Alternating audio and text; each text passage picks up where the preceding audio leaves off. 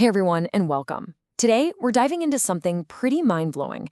We're looking at how researchers are teaching AI not just to talk, but to actually think. A brand new paper from DeepSeek AI shows how they taught a model to reason its way through some really tough problems. And let me tell you, the results were things they never, ever expected. So, let's just start with a huge question. What does it actually look like when an AI has a genuine aha moment? That spark of insight where it realizes, wait a minute, I'm on the wrong track, and decides to completely rethink its own approach. Well, stick around because you're about to see one happen. All right, so this brings us to our first section, the quest for AI reasoning. Look, large language models, LLMs, they've gotten insanely good at understanding and spitting out human language.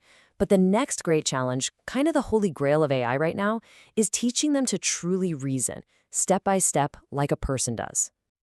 So the whole mission boils down to this. We need to push these AIs from simply knowing a language to actively using that language as a tool to solve complex problems. This is the epic quest that the researchers at DeepSeek AI set out on. And their approach? Well, it was anything but conventional. And they kicked things off with a pretty radical idea. What if an AI could learn how to reason all by itself, without being spoon-fed thousands and thousands of human-written examples showing it the way? This is where our story gets really, really interesting. The main tool they used for this is something called reinforcement learning, or RL for short. The easiest way to think about it is like training a puppy. The AI tries to solve a problem, and if it gets the right answer, it gets a little treat, a digital reward. If it's wrong, no treat. Simple as that. It just learns by trying to get as many of those rewards as possible. So here's how that whole process works in practice. The model they built, called DeepSeek R10, just tries a problem. Then it gets a super simple thumbs up or thumbs down, correct or incorrect. Based on that, it tweaks its internal strategy to try and get more of those correct rewards next time. And the key here is this sheer scale. It repeats this loop millions and millions of times, learning purely from the final answer, not from someone showing it how to solve the problem.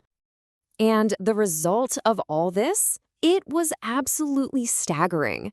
They tested it on a math benchmark that's designed for, the top high school mathletes in the country. And the model's accuracy shot up from just 15.6% all the way to 71%.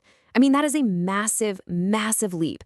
And it was achieved using only this trial and error method. But believe it or not, that incredible performance wasn't even the most amazing part of the story. As the researchers started digging into the AI's internal thought process, they saw it doing something completely unexpected, something they had never, ever programmed it to do. Which brings us right to the climax of this whole story, what we're calling an AI's aha moment. Now, this is just incredible. This is a direct quote from the AI's own internal monologue.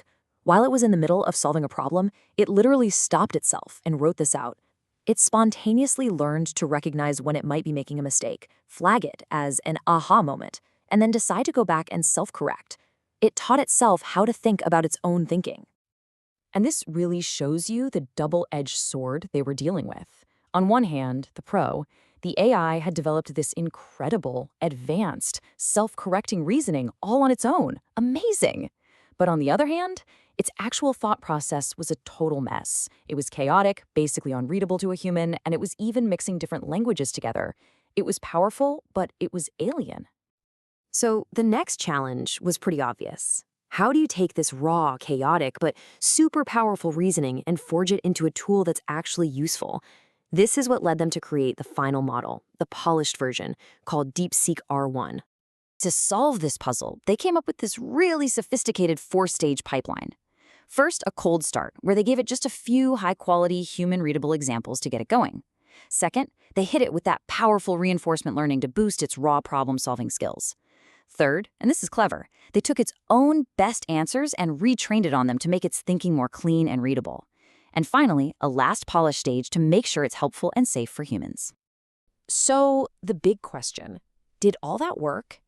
Oh yeah, it worked. Just look at these scores on another tough math benchmark. The final DeepSeek R1 model scores an incredible 97.3%. That's on par with and even slightly beating OpenAI's top-tier reasoning model, O1. The pipeline was a huge success. It turned that raw power into polished, world-class performance.